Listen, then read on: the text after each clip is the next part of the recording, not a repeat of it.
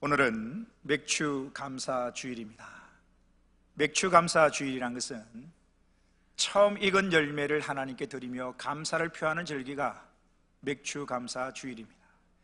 출애굽기 23장 16절에 이런 말씀이 있습니다. 맥주절을 지키라. 이는 네가 수고하여 밭에 뿌린 것에 첫 열매를 거둠이니라. 비록 우리는 도시의 삶으로 직접 농사는 짓지 않지만 지난 6개월 동안 지키시고 보호하신 하나님의 은혜를 기억하여 감사할 수 있는, 감사의 예배를 드릴 수 있는 이 한날 되기를 주의 이름으로 축원합니다. 신앙생활을 오래 하면서 늘 풀리지 않는 숙제 같은 것이 하나 있었습니다. 그것은 왜 교회를 오래 다니고 신앙생활을 나름 잘 한다고 하는데 삶은 변하지 않을까? 분명 주일날 성경책을 옆에 끼고 교회는 다니는데 왜 세상 속에서의 일상적인 삶 속에서는 하나님을 모르는 사람들과 구별된 삶이 없을까? 굉장한 고민거리였습니다. 제가 중학교 때의 일입니다. 제 중학교 때 중고등부를 같이 이렇게 학생부 예배를 드리는데요, 중학교 때 제 고등학교 선배, 고등학교 형, 학생부 회장을 맡았던 형이 있습니다. 어린 중학교 1, 2학년 때의 마음에 고등학교 형이 학생부 회장을 맡았는데 키도 덩치도 어른만하고요, 찬양인도도 얼마나 잘하는지요, 기도도 얼마나 은혜스럽게 잘하는지요. 후배로서, 동생으로서 볼 때 본받고 싶고 따라하고 싶은 그런 믿음의 선배였고 형이었습니다. 마음으로 존경했습니다. 나도 고등학교 되면 저 형처럼 저렇게 신앙생활을 해야 되겠다. 기도 저렇게 하는구나, 신앙생활 저렇게 하는구나, 본이 되어지는 그런 믿음의 형이었습니다. 그런데 한날 충격적인 현장을 보게 됩니다. 제 고향이 바닷가였는데요, 바닷가 방파제에 보면 여름에 야시장 같은 것이 좀 열립니다. 방파제에 야시장 같은 게 열리는데 친구들하고 그날 이렇게 지나가다 보면 야시장 같은 게 열리다 보면 이 포장마차 같은 게 쭉 늘어서 있습니다. 그 길을 지나가는데 못 볼 것을 보고 만 것입니다. 교회 안에서 그렇게 믿음이 좋았고 찬양인들을 멋들어지게 했고 기도를 은혜스럽게 했던 그 학생부 회장을 맡았던 형이 포장마차에 앉아 술잔을 기울이고 있는 것입니다. 굉장히 충격이었습니다. 어린 마음에, 중학생 어린 마음에 그 고등학교 학생부 회장 형이 바로 주일날 예배드렸던 형이고 우리들이 신앙생활 잘하라고 말했던 고민했던 그 형이 포장마차에 앉아 술잔을 기울이고 있는 모습을 보고 충격을 받은 것입니다. 잘못 본 건 아닐까? 분명 학생부 회장 형이 맞는데 바로 주일날 예배 드렸고 앞에서 광고도 하고 앞장서 일했던 그 형인데 포장마차에 앉아 술잔을 기울이고 있는 모습 보니 이게 뭘까 하는 거죠. 이게 뭘까? 교회에서 그렇게 신앙 좋은 척 예배 드릴 때 그 모습은 뭐고 포장마차에 앉아서 술잔을 기울이고 있는 저 모습은 도대체 뭘까? 적지 않은 충격을 받은 것입니다. 이러한 고민은 목회를 하면서도 늘 반복되는 고민입니다. 그냥 이런 모습으로 신앙생활 50년, 100년을 한들 무슨 소용이 있을까?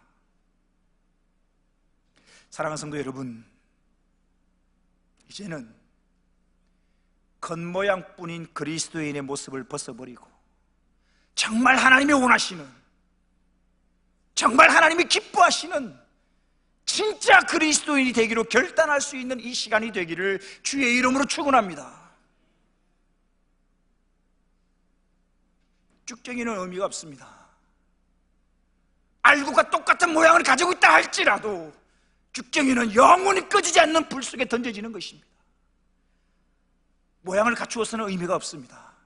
그 안에 열매가 있어야 됩니다. 그 안에 알곡이 있어야 됩니다. 오늘을 기점으로 정말 나의 모습을, 지나간 나의 모습을 돌아보고 부끄럽고 부족한 모습이 발견되어지면 벗어버리고, 진짜 하나님이 원하시는 진짜 그리스도인으로 살기로 좀 결단하고, 세상 속에 어디에 있든지 간에 그리스도인인 것을 하나님께 영광을 돌릴 수 있는 그런 저와 여러분이 되기를 주의 이름으로 축원합니다. 오늘 본문 말씀입니다. 본문 말씀 6장 4절 말씀 다 같이 한번 읽어보겠습니다. 다 같이 6장 4절입니다. 시작.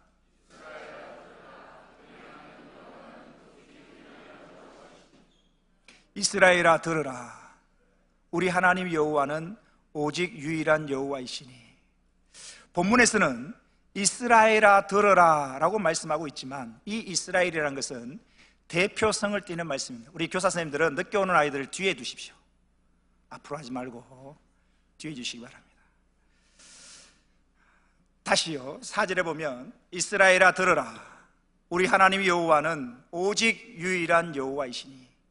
본문에서 이스라엘아 들으라 라고 하나님이 말씀하고 계십니다. 이 이스라엘은 이스라엘 민족을 뜻하는, 지금 이 당시에는 이스라엘 민족을 뜻하는 거죠. 이것은 대표성을 띠고 있는 단어입니다. 즉 그때 거기에서는 이스라엘이었지만 지금 여기에서는 이 자리에 있는 우리를 말하는 것이고 나를 말하는 것입니다. 바로 이스라엘 들으라 이 말씀은 오늘, 과거 옛날에 이스라엘 민족에 주신 말씀이 아니라 오늘 내가 들어야 될 나에게 주시는 하나님의 말씀이란 사실입니다. 그래서 6장 4절 말씀을 우리는 이렇게 읽어야 합니다. 이스라엘아 들어라 이러면 이스라엘에 있는 이스라엘 민족만 에게 주시는 말씀으로 착각하게 됩니다. 아닙니다. 이것은 오늘 말씀의 현재성입니다. 하나님은 오늘 내가 듣기를 원하십니다. 그래서 이 말씀을 우리가 이렇게 한번 읽어볼까요? 자기 이름을, 이스라엘을 빼고 자기 이름을 넣어서 한번 불러보십시다. 이 성까지 붙이면 이상하니까 성은 빼고 그냥 병렬아 들어라 이렇게 합니다. 그렇다고 여러분도 병렬아 들어라 하지 마시고, 여러분들은 여러분들의 이름을 넣어서 다 같이 한번 해보길 바랍니다. 시작. 병렬아 들어라. 다시 한번 합시다. 시작. 병렬아 들어라. 오늘 이 본문 말씀은 누가 들어야 한다고요? 내가, 병렬이 내가 들어야 합니다. 내가. 하나님은 나에게 주시는데, 그럼 뭐라고? 또 하나, 이 이스라엘아 들으라는 이 말씀을 통해서 우리가 또 하나 발견할 수 있는 것은 뭐냐 하면, 하나님은 말씀하시는 분이시고 나는 뭐 하는 사람? 나는 들어야 되는 사람인 것을 알 수가 있습니다. 이때 듣는다라는 것은 단순히 귀로만 듣는다는 의미가 아니라 귀로 들은 말씀을 행동으로 따르고 순종한다라는 의미가 포함되어져 있는 말씀입니다. 신명기 11장 26절에서 28절에 이런 말씀이 있습니다. 내가 오늘 복과 저주를 너희 앞에 두나니. 자 보십시오. 우리 앞에 복이 있고 저주가 있습니다. 27절입니다. 너희가 만일 내가 오늘 너희에게 명하는 너희의 하나님 여호와의 명령을 뭐하면? 들으면, 듣고 순종하면 너희에게 복이 될 것이요, 너희가 만일 내가 오늘 너희에게 명령하는 도에서 돌이켜 떠나 너희의 하나님 여호와의 명령을 듣지 아니하고 본래 알지 못하던 다른 신들을 따르면 저주를 받으리라. 그러면 내가 무엇을 들어야 하는가? 6장 4절 오늘 본문 말씀 다시 보십시오. 이스라엘아 들어라. 무엇을 들어야 되는가? 그 내용이 계속해서 나옵니다. 우리 하나님 여호와는 오직 유일한 여호와이시니. 우리 하나님 여호와는 오직 유일한 여호와이시니. 이 문장이 한 문장처럼 보이는데 사실은 두 문장입니다. 먼저 우리 하나님 여호와라는 이 말은 여호와는 우리의 하나님이시다라는 이야기입니다. 이것은 하나님과 우리의 관계를 말하고 있는 말씀입니다. 즉 하나님은 다른 누군가의 하나님이 아니라 우리의 하나님, 즉 나의 하나님 되심을 고백하고 있는 것이고요, 뒤에 있는 문장, 즉 오직 유일한 여호와이시니라는 말은 여호와는 한 분이시다라는 뜻입니다. 즉 우리가 믿고 예배하는 하나님은, 여호와는 바로 나의 하나님이시고 그 나의 하나님은 오직 한 분이신 유일신이시다라는 의미인 것입니다. 이 한 분이신 나의 하나님을 어떻게 해야 하는가? 5절에 나옵니다. 5절 다 같이 한번 읽어보겠습니다. 본문 5절입니다. 시작. 너는 마음을 다하고 뜻을 다하고 힘을 다하여 내 하나님 여호와를 사랑하라. 내 하나님 여호와를 사랑하라. 5절 이 본문 말씀은 모든 율법 중에 가장 큰 계명입니다. 마태복음에 보면 한 율법사가 예수님께 나와서 이렇게 질문을 합니다. 선생님, 율법 중에 어느 계명이 가장 큰 계명입니까? 율법, 모세오경에 보면 613가지의 계명이 나오거든요. 하라 하지 말라는 계명이 613가지의 계명이 나오는데 그 계명 중에 어느 계명이 가장 큰 계명입니까? 라는 질문에 예수님은 오늘 본문을 인용하셔서 이렇게 대답을 하십니다. 마태복음 22장 37절 38절 같이 읽겠습니다. 시작. 예수께서 이르시되 네 마음을 다하고 목숨을 다하고 뜻을 다하여 주 너의 하나님을 사랑하라 하셨으니 이것이 크고 첫째 되는 계명이요. 예수님을 믿고 하나님의 자녀가 된 우리 모두는 다 하나님을 사랑하는 줄로 믿습니다. 하나님을 사랑하기 때문에 이 주일날 주님의 날인 줄 알고 다른 곳에 있지 아니하고 이곳에 나와 예배를 드리고 있는 것입니다. 그런데 문제는, 중요한 것은 우리 모두가 다 하나님을 사랑하는데 문제는 하나님을 어떻게 사랑하느냐, 하나님을 얼마만큼 사랑하느냐가 그게 문제인 것입니다. 오늘 본문에 보면 하나님을 이렇게 사랑하라라고 말씀하십니다. 다시 오늘 본문 5절을 보십시오. 너는 마음을 다하고 뜻을 다하고 힘을 다하여 너의 하나님 여호와를 사랑하라. 세 가지를 다하라는 것입니다. 먼저 마음을 다하여 하나님을 사랑하라는 겁니다. 이때 마음이라는 것은 사람의 가장 중심이 되는 것을 말하는 것입니다.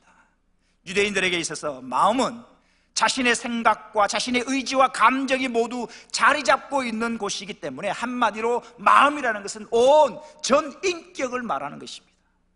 두 번째로 뜻을 다하여 하나님을 사랑하라라고 말합니다. 이때 우리 말은 뜻이라고 되어 있지만 이 뜻이라는 말의 원어를 보면 네페시라는 뜻입니다. 이 네페시라는 이 단어는 사실 다른 성경에 보면 더 많이 영혼이라는 단어로 쓰이는 단어입니다. 즉 뜻을 다하여 하나님을 사랑하라는 이 말씀은 단순히 내 육체를 뛰어넘어 내 온 영혼을 다해, 내 영을 다해 하나님을 사랑하라는 것입니다. 마지막으로 힘을 다하여 하나님을 사랑하라는 것입니다. 이때 힘이라는 것은 자신이 내놓을 수 있는 최단의 것, 자신이 가지고 있는 최고의 것을 다하여 하나님을 사랑하라는 것입니다. 이처럼 본문은 하나님을 사랑하되 적당히 사랑하는 것이 아니라 세 가지 최상급의 의미를 사용하여 하나님을 사랑해야 함을 강조하고 있는 것입니다. 하나님을 마음을 다하고 뜻을 다하고 힘을 다하여 하나님을, 너의 하나님 여호와를 사랑하라는 것입니다. 우린 여기서 한 가지 적용해 볼 수 있습니다. 나는 과연 하나님을 사랑하되 오늘 본문 말씀처럼 마음을 다하고 내 온 영혼을 다하고 내가 가지고 있는 최고의 것을 다하여 하나님을 사랑한다 말할 수 있는가? 단순히 주일날 교회에 나와서 입술로만 사랑한다는 것에 그치고 있는 것은 아닐까? 혹시 이렇게 생각하시는 분들이 계실 줄 모릅니다. 어떻게 마음을 다하고 뜻을 다하고 힘을 다해 사랑할 수 있는가? 하나님의 요구가 좀 지나친 것 같습니다라고 말하시는 분들이 계실지도 모릅니다. 그런데 그것은 오해입니다. 마음을 다하고 뜻을 다하고 힘을 다하여 하나님을 사랑하라는 이 말씀은 오히려 저와 여러분을 향한 하나님의 지극한 사랑이 담겨있는 놀라운 말씀이기도 한 것입니다. 예를 들면 이런 겁니다. 우리 교회 청년들 중에서도 원래 내 결혼할 친구 하나님이 먼저 우리를 사랑하셨습니다. 우리가 하나님을 사랑하는 거, 우리가 먼저 사랑하는 게 아니라 하나님이 먼저 우리를 사랑하셨다라고 성경은 기록하고 있다는 사실입니다. 하나님이 우리를 사랑하지 아니하셨다면 우리 보고 하나님을 사랑하라 말씀하시지도 않으셨을 것입니다. 사랑하는 성도 여러분, 이제 하나님을 사랑하되 그저 입술에 그친 사랑이 아니기를 원합니다. 정말 온 마음을 다하고 내 뜻을 다하고 힘을 다하여 나의 하나님 되신 그 하나님을 사랑하며 살아갈 수 있는 저와 모든 성도님 되시기를 주의 이름으로 축원합니다. 이렇게 하나님을 사랑하라는 이 계명을 철저히 생활화해야 하는데 그 구체적인 방법이 뭔가 6절 이하에 기록되고 있습니다. 6절을 보십시오. 오늘 내가 네게 뭐하는? 명하는 이 말씀을 너는 마음에 새기고, 오늘 내가 너에게 명하는, 명령하는 이 말씀을 너는 마음에 새겨라. 분명히 하나님이 말씀하십니다. 마음을 다하고 뜻을 다하고 힘을 다하여 하나님을 사랑하라는 이 말씀은 하나님의 뭐다? 하나님의 명령이라는 것입니다. 여러분, 명령을 우습게 여기서는 안 됩니다. 명령은 내가 하고 싶으면 하고 말면 마는 게 아닙니다. 선택권이 있는 게 아닙니다. 명령은 반드시 따라야 하는 순종만이 있다는 사실입니다. 하나님 말씀하십니다. 내가 너에게 명령하는 이 말씀을 너는 마음에 뭐하고? 새기라는 겁니다. 마음에 새기라는 것입니다. 여러분, 새긴다라는 이 뜻이 굉장히 중요한 겁니다. 새긴다는 것이 어떤 의미냐면 이런 뜻입니다. 뾰족한 송곳 같은 것으로, 송곳이라면 송곳 같은 것으로 새긴다는 의미가 뭐냐면 송곳으로 콕콕콕콕 찌르는 겁니다. 콕콕콕콕 찔러서 영원히 지워지지 않도록 하는 것, 이게 새긴다는 것의 의미입니다. 하나님은 십계명을 돌판에 뭐 해주셨냐면 십계명을 돌판에 새겨주셨습니다. 출애굽기 32장 16절에 이렇게 기록합니다. 그 판은 하나님이 만드신 것이요 글자는 하나님이 쓰셔서 판에 뭐 하신 것이라? 판에 새기신 것이라. 그러니까 십계명을 하나님이 판에, 돌판에 새기셔서 그 바람이 불든 비가 오든 지워지지 않도록 하나님이 뭐 하신 거요? 새기신 것이라는 것입니다. 또 하나 우리가 생활 속에서 새기는 게 뭡니까? 문신. 문신을 그린다라는 표현을 하지 않습니다. 문신은 새긴다라는 표현을 씁니다. 지워지지 않습니다. 문신 새겨지면 비누를 칠하든 샤워를 하든 지워지지 않습니다. 이게 새기는 것입니다. 하나님은 돌판에 십계명을 새기셨던 그 하나님이 오늘 말씀하십니다. 이 하나님 말씀을 너는 마음판에 뭐하라? 새기라. 마음판에 새기라. 예레미야서에 이런 말씀이 있습니다. 예레미야 17장 9절에 보면 만물보다, 모든 것보다 더 거짓되고 심히 부패한 것은 무엇이다? 마음이다. 예레미야서에 분명히 기록합니다. 거짓되고 모든 것들보다 더 거짓되고 심히 부패하고 썩은 게 있는데 뭐냐? 마음이라는 겁니다. 그래서 이렇게 거짓되고 심히 부패한 마음은 가만히 내버려 두면 하나님을 찾지 않습니다. 선한 일을 하지 않습니다. 심히 부패하고 썩고 거짓된 마음대로 가만히 내버려 두면 죄를 짓게 되는 것입니다. 그것이 로마서에 기록되고 있습니다. 로마서 1장 28절입니다. 또한 그들이 마음에 하나님 두기를 싫어하며 하나님께서 그들을 그 상실한 마음대로 썩고 부패하고 거짓된 그 마음대로 그냥 내버려 두시니까 합당하지 못한 일을 했다는 것입니다. 뒤에 보면 살인, 시기, 질투, 비방 온갖 죄들을 다 저지른 거예요. 왜요? 썩고 부패하고 거짓된 마음 그대로 가만히 내버려 두면 온갖 죄들을 다 저지르는 것입니다. 예수님을 3년간 따라다녔던 제자 중에 가룟 유다라는 사람이 있습니다. 요한복음 13장 2절에 이렇게 기록합니다. 보십시오. 마귀가 벌써 시몬의 아들 가룟 유다의 어디에? 마음에 예수를 팔려는 생각을 넣었더라. 심히 부패하고 썩고 거짓된 그 마음을 다스리지 못하고 하나님의 말씀을 채우지 않으니까 그 마음 속에 사단 마귀가 알고 마음에 모여 예수를 팔려는 생각을 집어넣어버린 것입니다. 그러니 어떡합니까? 3년간 따라다니고 주여 주여 했던 그 사람이 예수를 돈 받고 팔아버리는 것입니다. 잠언 4장 23절에 이런 말씀이 있습니다. 같이 읽겠습니다. 시작. 모든 지킬 만한 것 중에 더욱 내 마음을 지키라. 생명의 근원이 이에서 남이니라. 안타깝게도 예수님의 제자 중 가룟 유다는 자기의 마음을 지키지 못했습니다. 그래서 그 마음에 사단이 예수를 팔 생각을 넣어버렸고 결국 지배를 받게 되고 예수를 팔아버리고 말았던 역사적으로 참으로 비참한 인물로 지금까지 기록되고 있다는 사실입니다. 시편 119편 11절에는 이렇게 기록합니다. 같이 읽겠습니다. 시작. 내가 주께 범죄하지 아니하려 하여 주의 말씀을 내 마음에 두었나이다. 심히 부패하고 썩고 이런 마음, 내가 범죄하지 아니하려고 이런 내 마음에 주의 말씀을 두었나이다 라고 기록하고 있다는 사실입니다. 사랑하는 성도 여러분, 우린 여기서 한 가지 적용해 보아야 합니다. 과연 내 마음속에는 새겨진 하나님의 말씀이 있는가? 새겨진다는 것은 다시 말씀드립니다, 지워지지 않는다는 의미입니다. 여러분, 과연 내 마음속에 신앙생활 20년, 30년, 40년째 하고 있는데 내 마음에 지워지지 않는, 비바람이 오고 환란이 오고 풍파가 오고 어려움이 와도 지워지지 않는 하나님의 말씀이, 새겨진 말씀이 있는가?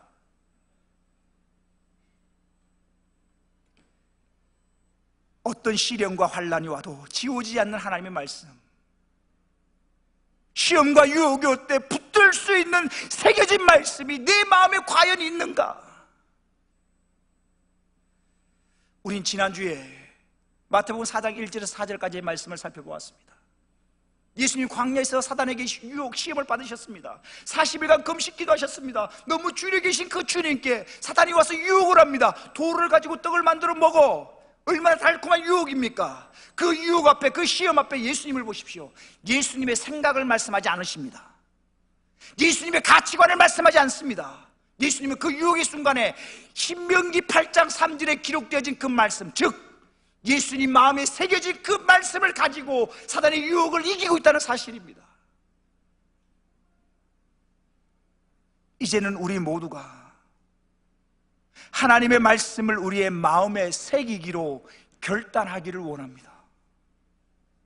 하나님의 말씀이 우리의 마음에 새겨진다면 무슨 일을 만나든지, 어떤 시험과 유혹과 문제를 만나든지 그 새겨진 말씀을 가지고 이겨낼 수 있을 줄로 믿습니다. 이렇게 내 자신이 먼저 하나님의 말씀을 내 마음에 새기고 나서, 그리고 나서 또 해야 할 것이 있습니다. 그게 뭔가? 7절 말씀입니다. 7절 말씀을 보십시오. 7절 이해합니다. 네 자녀에게 부지런히 가르치며 집에 앉았을 때이든지 길을 갈 때이든지 누워있을 때이든지 일어날 때이든지 이 말씀을 강론할 것이며. 마음에 하나님의 말씀을 내 마음에 먼저 새깁니다. 지워지지 않도록 단단히 새깁니다. 그리고 나서 또 해야 될 것이 있습니다. 7절에 보니까 이 새겨진 말씀을 가지고 네 자녀에게 어떻게 해요? 부지런히 가르치라는 것입니다. 그런데요, 이 가르친다라는 말의 원의 뜻이 뭐냐면 그냥 말로서 가르치는 게 아니라, 이 가르친다는 말의 원래 뜻이 무슨 말이냐면 마음판에 새겨지도록 하라, 이게 가르친다는 겁니다. 듣고 잊어버린 게 가르치는 게 아니라, 가르친다는 게 지식을 전수하는 게 아니라 이 자녀가 가르침을 받아 그 마음판에 새겨지도록 하라는 것입니다. 이게 가르친다는 것입니다. 자녀의 마음속에 하나님의 말씀이 새겨질 정도로 가르치라는 것입니다. 가르치긴 가르치는데 어떻게 가르치라고요? 부지런히 가르치라는 것입니다. 한두 번 성경을 가르쳤다고 해서 다 된 것이 아니라 부지런히 하나님의 말씀을 가르쳐야 된다는 것입니다.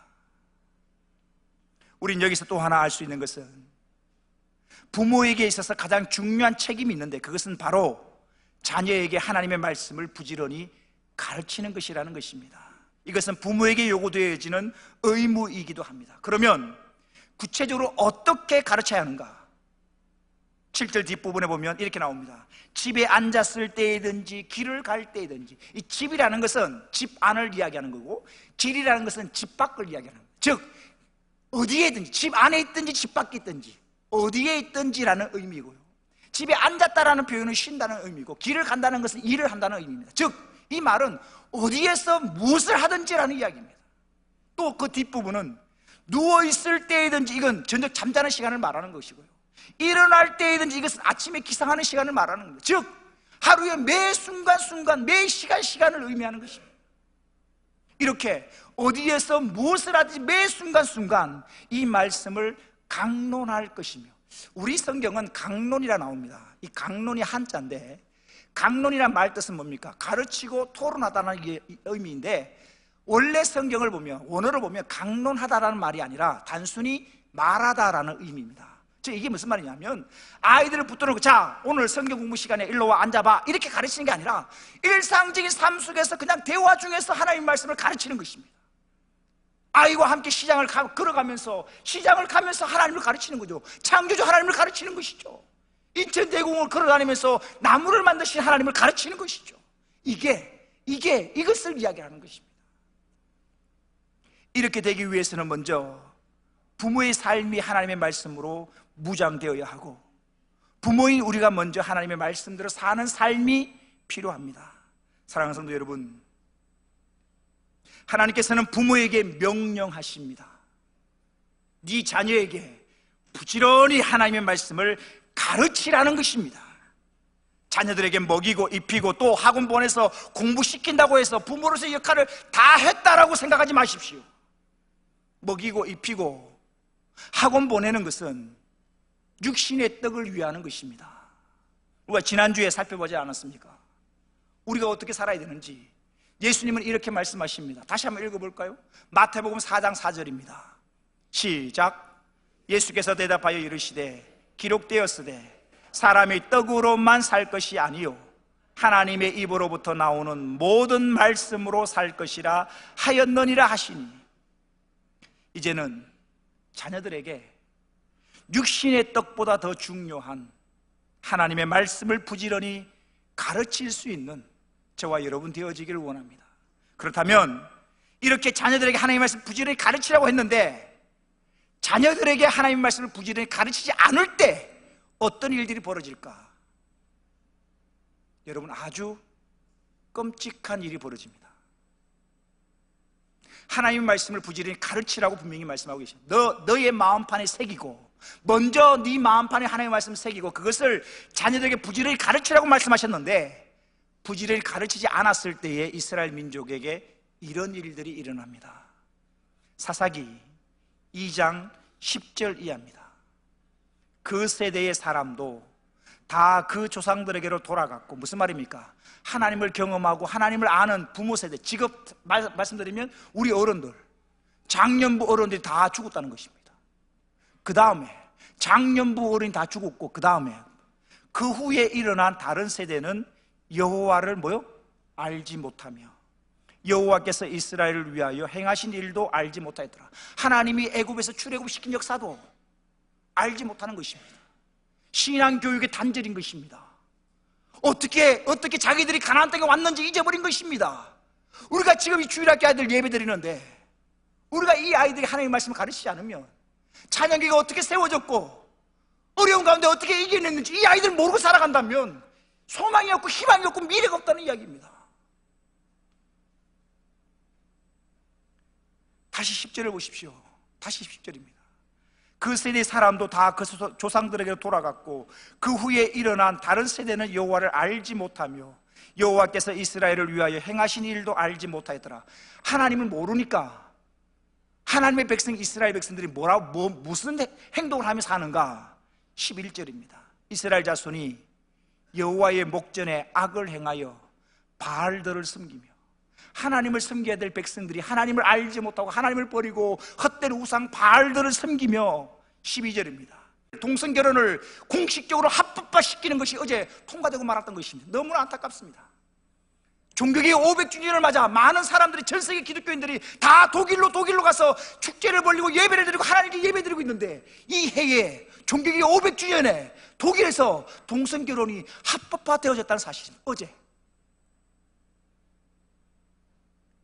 동성결혼이 최초로 합법화된 게 언제냐면 2001년 네덜란드에서 시작되었습니다. 여러분, 네덜란드 굉장히 신학이 발달된 나라입니다. 기독교 국가입니다. 네덜란드가 동성연애를 합법화함으로 그 뒤로 덴마크, 벨기에, 영국, 프랑스, 소위 유럽의 선진국이라는 모든 나라들이, 어제 독일을 포함해서 이제 23개의 선진국 나라들이 동성결혼을 합법화시켰습니다. 선진국뿐만 아니죠. 소위 기독교 국가라고 하는 그들이 하나님을 버리고 죄를 선택하는 것이 합법화되었습니다. 그래서요, 1980년대 이후부터 영국에 비롯해 유럽의 많은 교회들이 800년 된 교회, 700년 된 교회, 600년 된 교회들이 술집으로, 옷가게로, 유치원으로 팔려갑니다. 영국에서만 교회가 1000개 이상의 교회가 다른 것으로 팔려갔습니다. 독일과 네덜란드 최고의 신학 공부하는 사람은 독일 가고 네덜란드 가거든요. 최고의 신학을 가지고 있던 그 나라 독일과 네덜란드는 교회가 팔려간 게 수백 개의 교회가 팔려갔습니다. 사진을 한 장 볼까요? 저게 뭐냐면 영국에서 1000년 이상 된 교회 이름이 에든버러 루터 교회입니다. 1000년 이상 된 영국에서 에든버러 루터 교회인데 술집으로 팔렸습니다. 1000년 이상 된 교회입니다. 다음 사진을 볼까요? 역시나 교회인데 교회 천장이 높으니까 좋으니까 서커스 고개 연습장으로 서커스장으로 팔려갔습니다. 더 기가 막힌 사진이 또 다른 사진을 볼까요? 네덜란드에서 1889년도에 지어진 교회입니다. 그런데 옷가게로 팔렸습니다. 더 기가 막힌 사진이 있습니다. 보십시오. 최근에 영국의 교회입니다. 최근에 영국의 교회인데 이슬람 사원으로 팔렸습니다. 이슬람은 의미가 있죠. 상징이 있죠. 이슬람교가 개신교를 이겼다라는 상징적인 의미로 교회를 굉장히 많이 사들입니다. 최근에 영국 교회가 이슬람 사원으로 팔린 교회입니다. 이슬람의 확장은 전 세계 추세입니다. 이슬람이 얼마나 확장되어지는지 모릅니다. 여기에는 한국도 예외가 아닙니다. 다음 사진 보십시오. 이슬람 사원입니다. 어디에 있는 것인가? 대한민국 수도 서울 이태원에 있는 이슬람 사원입니다. 대한민국에만 1년에 3000개 이상의 교회가 문을 닫습니다. 정말 가슴 아픈 사진이 하나 더 있습니다. 보십시오. 그 다음 사진입니다. 서울 동대문구에 있는 2층의 교회였는데 십자가 종탑 위에 뭐가 달려 있습니까? 교회가 절로 팔린 것입니다. 종탑 위에 버젓이 절 마크를 달아놓고 법당으로 쓰이고 있는 것입니다. 남의 이야기가 아닙니다.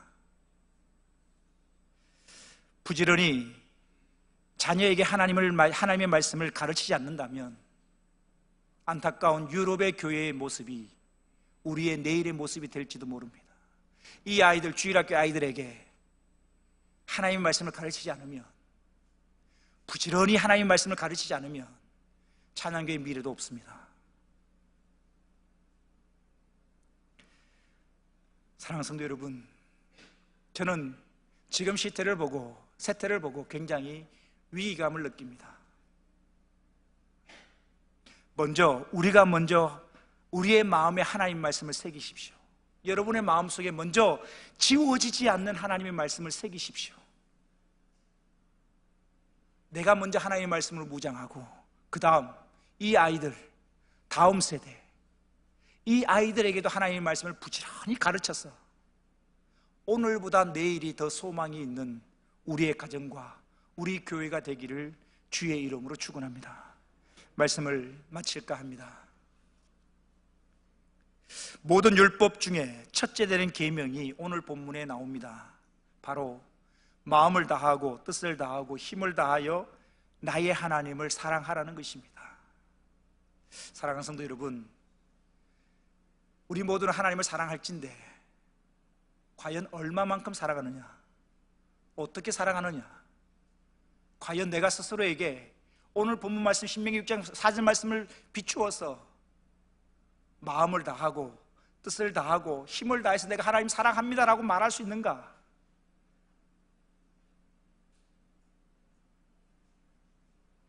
이제는 하나님께서 먼저 나를 사랑하셨음을 기억하여 독생자 예수 그리스도를 십자가에 죽이시기까지 나를 사랑하셨음을 기억하여 오늘 말씀처럼 온 마음을 다하고 뜻을 다하고 힘을 다하여 하나님을 사랑하며 살아갈 수 있는 저와 여러분 되시기를 주의 이름으로 축원합니다. 또한 하나님은 하나님의 말씀을 잊지 말고 우리의 마음에 뭐 하라고요? 새기라라고 말씀하고 계신다는 사실입니다. 말씀을 새기셔야 합니다. 잠언 7장 1절에서 3절 말씀 같이 읽어보겠습니다. 시작. 내 아들아, 내 말을 지키며 내 계명을 간직하라. 내 계명을 지켜 살며 내 법을 네 눈동자처럼 지키라. 이것을 네 손가락에 매며 이것을 네 마음판에 새기라. 말씀을 마음에 새기라. 새기라. 제 고향이 바닷가입니다. 지금 이제 여름이 되어지는데 해수욕 여름에 해수욕 갈 처지에 보면 바닷가니까요. 해수장에 이렇게 친구들과 놀러 가면요. 제가 중학교, 고등학교 때 이렇게 바닥에 가보면 외지, 도시에서 놀러 온 연인들이 많아요. 연인들이 오면 나 잡아봐라 이런 건 안 하지만 바닷가에 모래사장에 쫙 편편하게 하고 거기에다 글을 써줘. 그죠? 정미야 사랑해 하트 그려놓고 막 이렇게 놀아요. 제가 그랬던 생각이 아니고 저는 이게 그런 걸 보고 참 닭살스럽더라고요. 뭐 사랑해 하고 하트 그려놓고 뭐 영원히 사랑해 이름 써놓고 하는데요, 그 바닥에 써놨는 그 글씨가 여러분 파도가 한 번만 싹 들어왔다 나가버리면 다 지워져 버립니다. 왜요? 왜 지워집니까? 새겨진 것이 아니기 때문에 지워지는 것입니다. 새겨진 것이 아니기 때문에 파도 한 번에 휩쓸려서 다 지워져 버리는 것입니다. 우리 매 예배 드릴 때마다 은혜 받았다고 합니다. 여러분 지금까지 20년, 30년, 40년 예배 드리면서 은혜 받은 그 말씀이 남아있는 말씀이 혹시 있으십니까? 왜 남아있는 말씀이 없을까? 파도 한 번에 휩쓸려가는 것처럼 왜 내 마음에 남아있는 말씀이 없을까? 한 가지입니다. 마음에 새기지 않았기 때문입니다. 하나님의 말씀을 우리의 마음에 새긴다는 것은 우리의 마음에 하나님의 말씀이 지워지지 않는다는 것이고, 그렇게 우리의 마음에 새겨진 하나님의 말씀이 있을 때 어떤 환난과 시험이 와도 그 새겨진 말씀을 붙들고 이겨낼 수 있는 것입니다. 구체적으로 마음에 새긴다는 게 뭘까요? 그건 암송입니다. 그건 암송입니다. 제가 2주 전에 한 주간 공부를 하고 왔는데 저를 가르치는 교수님이 쓴 책이 있어요. 테필린에 관한 책을 지으셨는데 그 책을 보고 지방의 어떤 한 전도사님이 도전을 받았어요. 그래서 평상시에 아이들에게, 자녀가 3명인데 아이들에게 성경 암송을 가르쳤는데 그 테필린 책을 보고 아이들에게 통전, 성경 전체를 외우도록 훈련을 시킨 거예요. 그래서 책을 쓴 교수님을 만나고 싶다 해서 아이들을 데리고 그 전도사님, 지방에 있는 전도사님이 올라오셨는데 애들이 5살짜리가 있고 우리 주일학교 애들처럼 2학년, 5학년짜리 이렇게 3명이 있더라고요. 근데 전도사님이 아이들에게 성경 암송 훈련을 시켰는데 8개월 만에 2학년과 5학년 아이들이 창세기 1장부터 50장까지를 다 외웁니다. 그리고 잠언 1장에서 31장까지를 다 외웁니다. 8개월 만에. 초등학교 2학년, 5학년짜리가. 그걸 전도사님이 간증하면서 뭐라고 하냐면, 교육자들은 가난하거든요. 아이들 학원 보낼 형편이 안 됩니다. 그런데 아이들을 성경 암송 훈련시키니까 창세기 1장에서 50장을 다 외우고 잠언 1장에서 31장을 다 외우고 나니까 아이들에게 기억력이 좋아지는 겁니다. 학원 한 번 보내지 않아도 성경을 늘 반에서 탑을 달립니다. 아이들이 이야기하면 아이들이 성경을 암송하니까 학교에서 공부하는 거 한 번 들어도 안 잊어버리죠. 기억이 난다는 거죠. 안 잊어진다는 것이죠. 전도사님의 그 아이들 2학년, 5학년짜리가 와서 시범으로 우리가 말했거든요. 창세기는 외우기 쉬운데 잠언이 외우기 어렵습니다. 비슷한 단어가 많기 때문입니다. 그래서 잠언 1장 외워봐 하니까 딱 외우는데요. 둘이서 2학년, 5학년이 시작하니까 쫙 외웁니다. 글을 읽는 것처럼 한 잘 뜻을 쫙 읽습니다. 충격을 받았고 놀랬고 한편으로는 부끄럽더라고요. 근데 그 아이들을 보면서 우리 주일학교 아들이 생각했습니다. 똑같은 2학년, 5학년인데 걔들은 누군가는 창세기 50장을 다 외우고 잠언서를 다 외우는데 왜 우리 애들은 성경 말씀 한 절을 못 외우게 될까? 이 내 잘못이다. 이렇게 키워서는 안 되겠다. 저도 자녀가 3명이 있습니다. 우리 애들 어릴 적부터 초등학교 들어갈 때부터 큐티 훈련을 시켰습니다. 지금도 큐티는 합니다. 그런데 성경 암송 훈련을 제가 안 시켰던 것 같아요. 너무나 후회되더라고요. 그래서 제가 손자가 생기면 성경 암송 시키려고, 손자가 생기면 할아버지 맡기면 내가 성경 암송을 시키려고. 여러분, 지금 우리 아이들, 이 아이들에게 성경 암송을 시키지 않고 부지런히 가르치지 않으면 소망이 없습니다. 이제 이 아이들도 성경 암송을 할 것입니다. 부모님들은 집에 가셔서 체크를 해보십시오. 하나님의 말씀을 암송하고 묵상하는 자가 복이 있습니다. 시편 1편 1절과 2절에 이런 말씀이 있습니다. 같이 읽어봅시다. 시작. 복 있는 사람은 악인들의 꾀를 따르지 아니하며 죄인들의 길에 서지 아니하며 오만한 자들의 자리에 앉지 아니하고 오직 여호와의 율법을 즐거워하여 그의 율법을 주야로 묵상하는도다. 여러분, 주야로 하나님의 말씀을 묵상하는 자가 복이 있다. 근데 왜 우리가 주야로 묵상이 안 될까요? 이유는 한 가지입니다. 묵상할 거리가 없는 겁니다. 묵상하려고 하면 새기진 말씀이 있어야 뭔가 말씀을 붙들고 자꾸 묵상할 텐데 암송되고 있는 말씀이 없으니까 묵상할 거리가 없는 것입니다. 또 하나 하나님의 말씀을 암송해야 하는 이유가 있습니다. 에베소서 6장 16절 17절 17절만 보도록 하겠습니다. 17절 같이 읽어볼까요? 17절 시작. 구원의 투구와 성령의 검 곧 하나님의 말씀을 가지라. 에베소서 6장은 하나님의 전신갑주에 관한 이야기가 기록되고 있습니다. 하나님의 전신갑주를 보면 여러분 굉장히 많은 무기가 있습니다. 구원의 투구, 진리의 허리띠, 의의 흉배 뭐 쭉 있는데 모두를 가만히 보십시오. 무기는 공격형 무기와 수비형 무기 둘로 나뉘어집니다. 그런데 하나님의 전신갑주 중에 한 가지를 제외한 모든 것은 다 수비형 무기입니다. 믿음의 방패 가지고는 이길 수가 없습니다. 공격형 무기는 한 가지입니다. 성령의 검, 곧 하나님의 말씀이라는 것입니다. 여러분, 야구와 축구를 보시죠.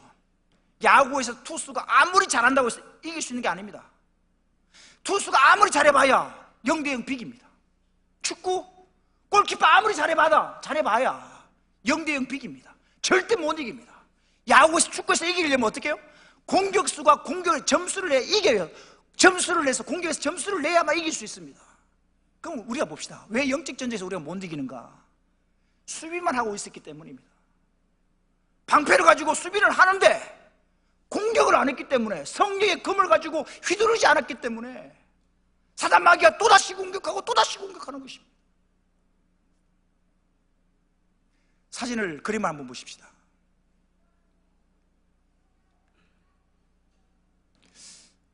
저는 이 그림을 보고요, 처음에 보면서 다시 피식 웃었어요. 피식 웃었는데 다시 보면 볼수록 마음이 아프더라고요. 사단 마귀가 있고 사단 마귀 앞에 대적해서 싸우려고 검을 뽑았어요. 성령의 검을 뽑았어요. 근데 칼 상태를 보십시오. 이빨이 빠지고 부러지고, 저런 칼을 들고 싸우려고 덤벼더니 사단 마귀가 뭐요? 콧방귀를 끼는 겁니다. 이 밑에 자막이 글자가 안 보이지만 사단이 뭐라고 얘기하냐면 이렇게, 그건 무엇에 쓰는 물건인고. 성령의 검을 뽑았는데 사단이 겁을 내는 게 아니라 만만히 코웃음을 치고 만만히 보는 것입니다. 너 그 칼 아무리 휘둘러봐 아무 소용없다는 것입니다. 여러분, 사단과의 싸움에서 이길 수 있는 무기가 성령의 검인데, 곧 하나님의 말씀인데, 여러분, 저와 여러분이 가지고 있는 성령의 검의 상태는 어떻습니까? 날카로운가요?